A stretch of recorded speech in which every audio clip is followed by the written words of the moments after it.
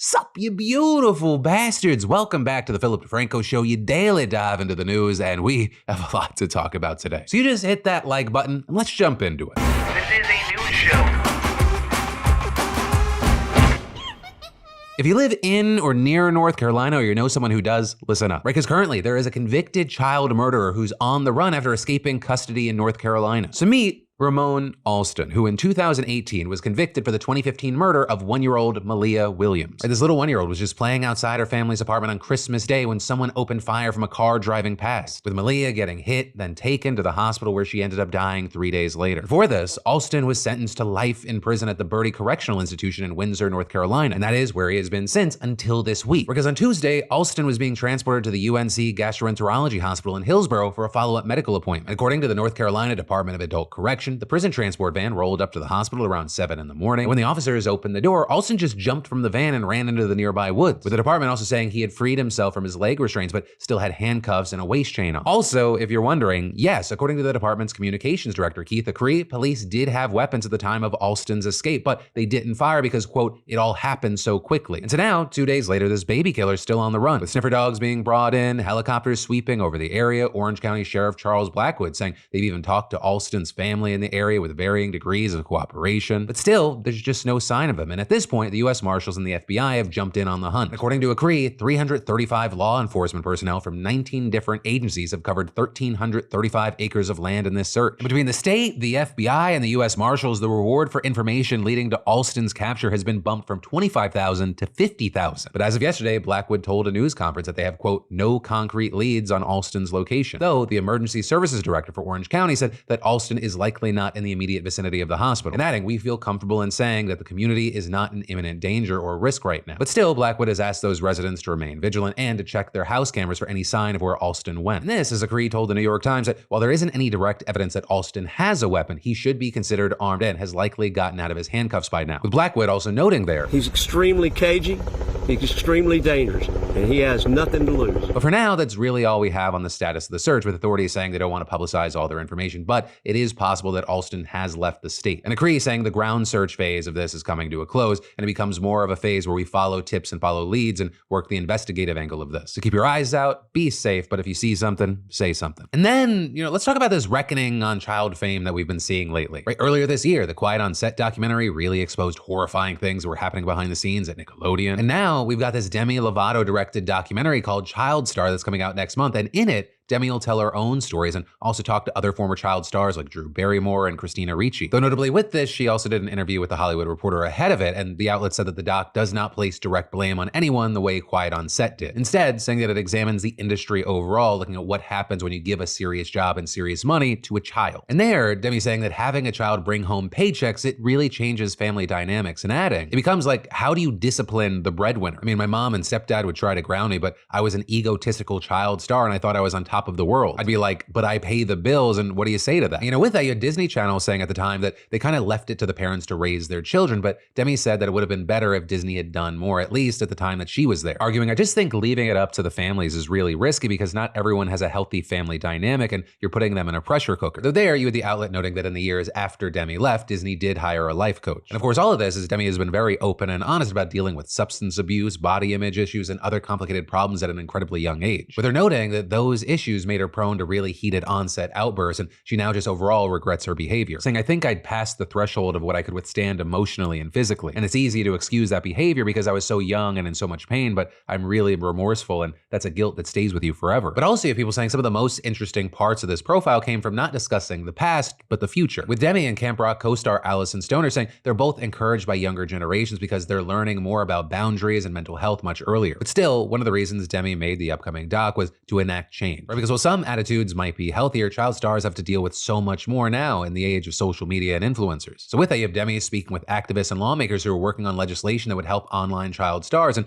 make sure that they're legally entitled to the money that they earn. But this notably, as she also echoed comments that she's made in the past that no child should ever be in the limelight. Also, while we're here, we have other quickie entertainment news, like the fact that we're seeing a ton of fallout at a major Hollywood agency. And that because earlier this month, a report from the Daily Mail alleged that Casey Wasserman, the CEO of the Wasserman Talent Agency, was a serial serial cheater who had a string of affairs with his female employees. And even though that might seem like just some kind of tabloid scandal, the situation has really blown up, especially because Casey also happens to be the chairman of the 2028 Olympics in LA. His agency also represents a lot of super big names, some of whom aren't happy about these reports, namely Billie Eilish, because she just left the Wasserman agency over this, with sources telling The Wrap that she was very upset about the allegations. And a spokesperson for her adding, while grateful to their former live booking agents at Wasserman, Billie Eilish and Phineas O'Connell have opted to have film, TV, and music handled by the same agency, WME, moving forward. And according to Variety here, Billie did not work with Casey closely, but once the report came out, she had no desire to be associated with the agency at all. And so it'll be very interesting to see if and who follows, with Variety noting that names like Kendrick Lamar and Chappell Roan are also represented by his agency. And notably, this is all happening as the Olympics are being handed off from Paris to LA, so it'll be very interesting to see if there are any other dominoes that start to fall. Then, jumping from mainstream to online, we have Dr. Disrespect in the news, and that because seemingly the streamer has deleted his earlier confession admitting to sending inappropriate messages to a minor. Right, and all that connected to initially allegations swirling around that he'd been banned from Twitch in 2020 for sexting someone underage, with him then in June taking to X to say he's, quote, no fucking predator or pedophile, but at the same time admitting that the ban did in fact have to do with messages to a minor that, quote, sometimes lean too much in the direction of being inappropriate. But also there you had him claiming nothing illegal happened, no pictures were shared, no crimes were committed. But then after that, all really people saw from him was him sharing a cryptic tweet with an image seeming to show him playing chess against someone else playing checkers, with him also then replying to some others on the platform. But now that earlier tweet, that confession, it's gone. So this is the internet, so nothing's ever really gone. With a number of people immediately posting screenshots of the various versions of the original statement, right, because he had actually edited that post multiple times. But now also, along with deleting the earlier post, you had Dr. Disrespect tweeting yesterday, vacation is just too good right now. We'll be back soon though, champs. We have lots to talk about. And so with that, it appears he is going to try to make some sort of comeback. Though the details of how and where, that remains to be seen right now. Though with that, there has been a good amount of speculation that it would likely be with a streamer like Kick. But then with that said, the final bit of quick entertainment news, it actually centers around Matthew Perry. Along with the text, I wonder how much this moron will pay. Because that was a text message that was actually found on the phone of a doctor who's now been arrested as part of a drug investigation into Matthew Perry's death. Because if you didn't know, Perry had struggled with drugs and alcoholism for decades, even while filming Friends, with him ultimately being found face down, dead in the hot tub at his Pacific Palisades home back in October of last year, with the LA County Medical Examiner's Office able to quickly determine that he OD'd on ketamine. And while at first his death was ruled an accidental overdose, in May, the LAPD and federal authorities opened an investigation into how he got a hold of that ketamine. And with that, we now have the Justice Department announcing today that 5 people have been arrested, including Perry's live-in assistant, 2 doctors, and a trafficker known as the Ketamine Queen, with the department alleging that they uncovered a broad underground criminal network and adding, these defendants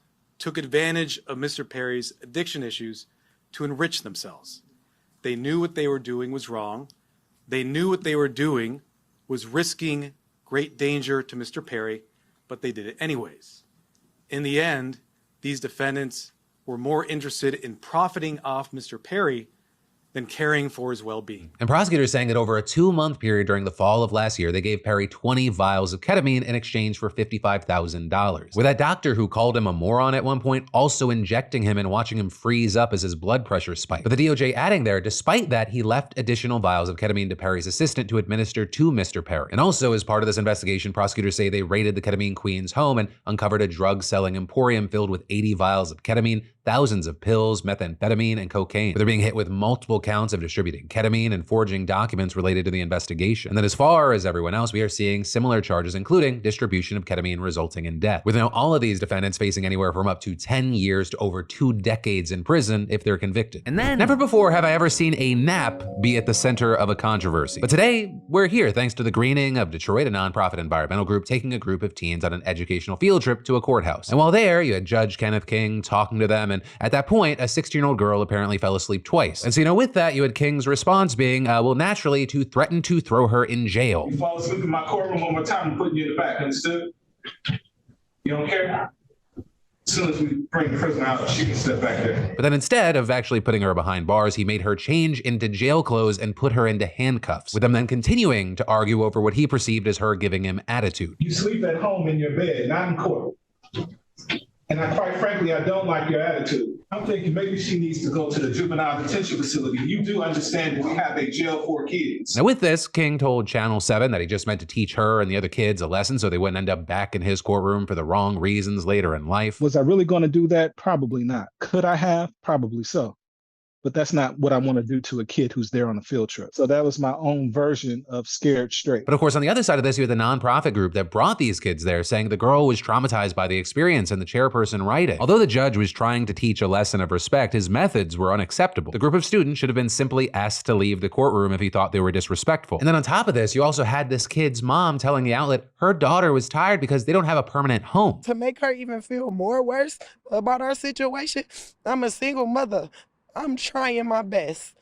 I'm doing everything that I can. So the fact that he was talking about you go home and get in your bed, how do you know my baby got a home? How do you know my baby got a bed, her own bed that she could sleep in? She don't have that right now.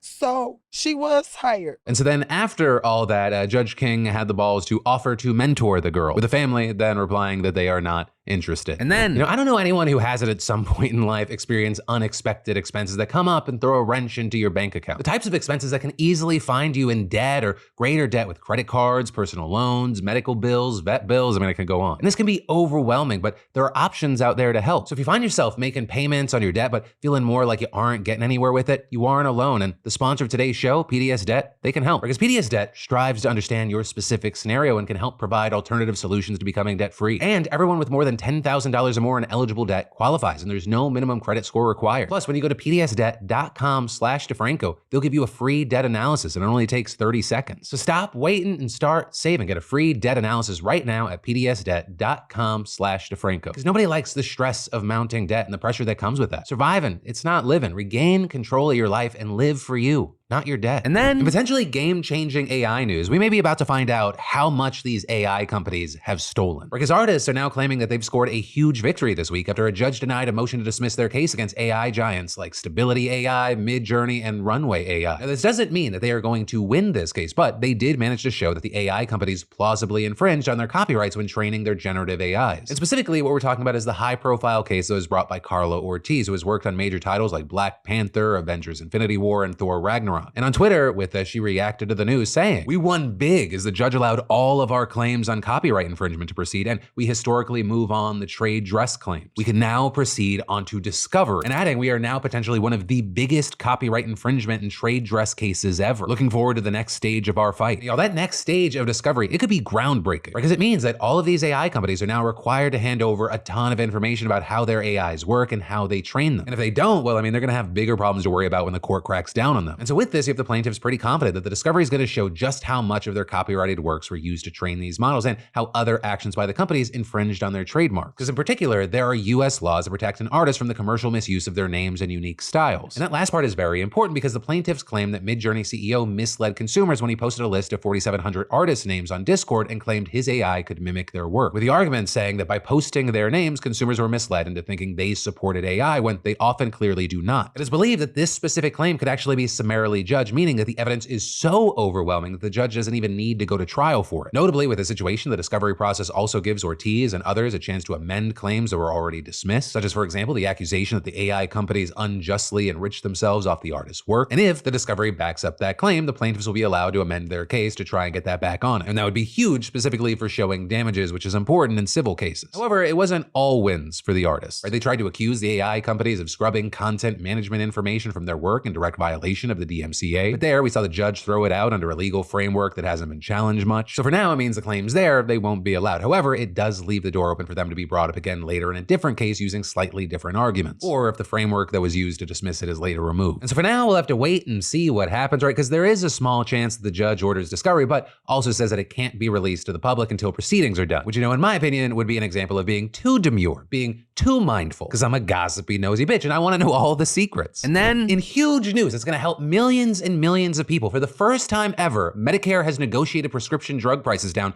to make them more affordable for millions of Americans. And if you're understandably like, wait, whoa, they didn't negotiate before? Yeah, I know, it's weird. And by weird, I mean it's politics politicking. Because just about every other entity, from private insurers to Medicaid to Veteran Affairs to foreign government health plans, they negotiate lower drug prices. And not only does that make them cheaper for patients, it reduces government spending, which ironically is what Republicans claim to want. And I say ironically because when Medicare Part D was created back in 2006, the GOP actually banned it from negotiating. It's literally one of the reasons why so many Americans pay so much for prescription drugs, as Biden pointed out last year. We pay more for prescription drugs than any other major economy in the world. But you might remember the 2022 Inflation Reduction Act granted Medicare the power to negotiate. And for the past year, that's what the agency's done for 10 of the most expensive and popular drugs, with those being some that treat high blood pressure, arthritis, cancer, diabetes, autoimmune diseases, and heart failure, with 8.8 million people receiving these medications under Medicare Part D last year. And so now all those people, and likely more, they're going to need those medications, they're going to pay a hell of a lot less in out-of-pocket costs. Because the government just announced the new prices, and the discounts, they range from 38%, which is still huge, to 79%, which is absolutely massive. So for example, a senior that's taking Stelara, which is a drug for Crohn's disease, inflammatory bowel disease, plaque psoriasis, and arthritis, they currently pay a 25% coinsurance for that, which may amount to about $3,400 for a 30-day supply. But under the new price, the same coinsurance would shrink to $1,100 instead. And actually, in all, the cost of these 10 drugs to Medicare, which was $50 billion in 2022, one, that would have been cut down by $6 billion if prices had been negotiated in 2023,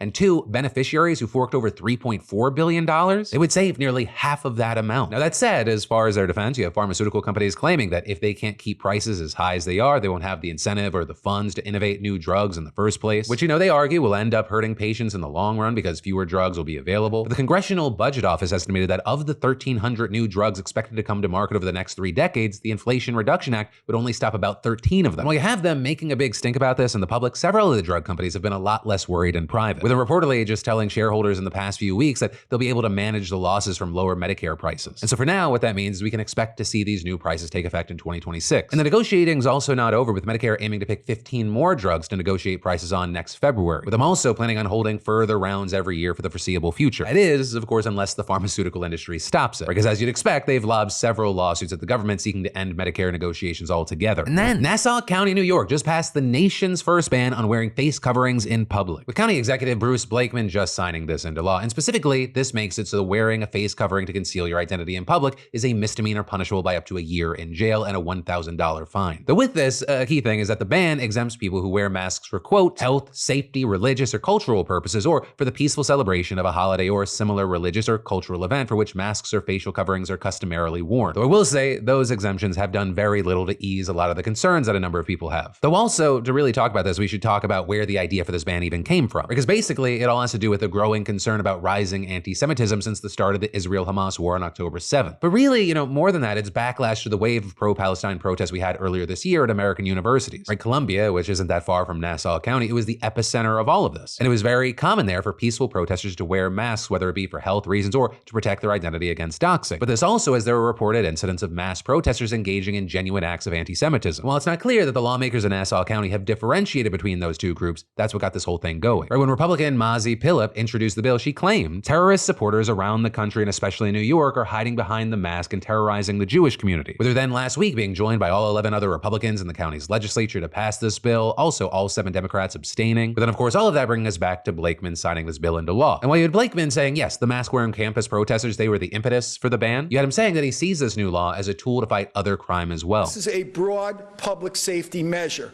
What we've seen is people using masks to shoplift, to carjack, to rob banks, and this is activity that we want to stop. And notably there on the whole Democrat-Republican thing, he's claiming that this is actually a bipartisan effort, with him pointing to the fact that New York City Mayor Eric Adams has shown support for mask bans in the past. And, even New York's Democratic Governor Kathy Hochul has said that she is open to the idea. But still, calling it bipartisan here, it is a bit of a stretch. With one Nassau County Democrat, for example, saying the bill overstepped and could be detrimental to First Amendment rights. And another calling it nothing more than political theater and a blatant waste of taxpayer money. With that lawmaker also noting that Republicans actually turned down any opportunity for bipartisan compromise by failing to even consider a Democrat-sponsored bill that added charges and penalties for wearing a mask while committing a crime, with the goal being to make it so that the wearing of the mask is not illegal in itself. And then outside the parties, you have the director of the Nassau County New York Civil Liberties Union saying in a statement, Nassau County's mask ban is a dangerous misuse of the law to score political points and target protesters. But they're then going on to say masks protect people who express political opinions that are unpopular. Making anonymous protest illegal chills political action and is ripe for selective enforcement, leading to doxing, surveillance, violence and retaliation against protesters. And finally, they're adding that concerns that masks disguise criminal activity must not be answered by banning anonymous protests. Police should respond to a person's actions, not their attire. And with that, you have the NYCLU arguing that the language of this bill is vague and it doesn't differentiate between medical masks and other types of facial coverings, including religious garb, wrapping a scarf or bandana around your face, and costume masks. Right, which is why you have people like this mask-wearing teacher telling NBC News that she's worried that she may now be breaking the law. I know that there is some vague exception for medical conditions, but I don't know if I fit under that or not. Which, to add there, you have the Nassau County NYCLU director saying the banned so-called health and religious exceptions will result in police officers who are not medical or religious experts, but who do have a track record of racially biased enforcement to determine who needs a mask and who doesn't and who goes to jail. Although with that, the Nassau County Police Commissioner claims that officers would know the difference between someone wearing a mask for criminal reasons and someone who's wearing it for medical or religious purposes. With also Blakeman arguing that the county's police officers are actually human lie detectors. They can sniff out somebody who's lying in most circumstances, and this gives them the ability to stop them and ask them, what are you doing? But with now all that said, while we wait to see how this plays out, I gotta pass the question off to you. What are your thoughts here? But then, just to take a little 60-second break from the news, I gotta say, my buddy got me into Armora Colostrum, and I gotta tell you, I really do feel better. So thank you to Armora Colostrum, not only for sponsoring today's show, but also for making a real difference in my life, right? Because colostrum is a dairy bioactive whole food produced by all mammals in the first 48 to 72 hours after giving birth, containing vital, powerful nutrients that our bodies need to thrive. And Armora Colostrum is physician-founded and delivers the power of colostrum optimized for the human body. And it's delivered in a digestible form of 400+ functional nutrients like peptides, antibodies, antioxidants that support your cells, gut, immune system, and so much more. Right? It works by strengthening your body's internal guard against environmental threats, and I've noticed my immune system staying strong despite being around my germy kids. And seemingly another added bonus is I've already noticed leaner muscle mass, decreased muscle soreness, and overall quicker workout recovery. And for me, a big thing has been the post-recovery time, and then also, of course, my overall health. So I just pour this into cold water or even my smoothie, I sip, enjoy, and I let it go to work. So y'all head to tryarmora.com/DeFranco to level up your health and use code DeFranco at checkout to get 15% off your first order. Just click the link in the description or scan the QR code on screen. And then, so the 2024 Olympics, they're over, right? It's done, it's in the rear view. And for all the talk of bringing the world together and forgetting our differences, there was a whole lot of anger and division this year. From the pro-LGBTQ opening ceremony to the trans not trans boxing controversy to the Chinese doping allegations. But in focusing on these specific issues, most observers miss the fundamental problem that betrays the Olympics' ideals of fairness and equality, right? And it's called technological doping. And unlike traditional doping, where you take illicit drugs to get an advantage, this kind isn't inherently illegal. In fact, it's ingrained into the games themselves. And, to explain this, let's look at one of the most infamous cases of alleged technological doping, the Speedo Laser Racer swimsuit. Right? And if you don't remember this bad boy, this was the full bodysuit that was co-developed by fucking NASA and carefully engineered to mimic shark skin. Though I will say the research suggests that the fabric plays less of a role in performance than the full body coverage. With that, reducing drag and making energy expenditure more efficient by minimizing muscle vibration and smoothing skin texture. And so what we saw at the 2008 Olympics in Beijing is that athletes wearing this swimsuit, they won 94% of all swimming gold medals and set 23 out of 25 new swimming world records. Which, to put that in perspective, that many records had not been broken since 1976 when swimmers started wearing goggles. And so what we saw is that people complained that the suit was unfair, and World Aquatics, the governing body for water sports, they banned the full body swimsuits. But like a game of whack-a-mole, the tech doping problem just kept popping up. Like in 2019, for example, when Nike created a super shoe specifically designed for a Kenyan distance runner. And with those, he ran a record-breaking, though unofficial, sub-2-hour marathon, with runners then picking up the shoe's commercial versions, the Alpha Fly and the Vaporfly. And along with that, breaking a whole slew of distance running world records in 2020, prompting Usain Bolt to call the shoes unfair and laughable and to claim he would have run even faster if he had worn them. And yeah, research has shown that the Vaporfly shoe line improves running economy by an average of 4%. And doing this with energy-returning foam, a carbon fiber plate, and a curved shape that makes them lighter, softer, and bouncier. And what we ended up seeing is World Athletics updating its rules to cap maximum heel height at 20 to 40 millimeters,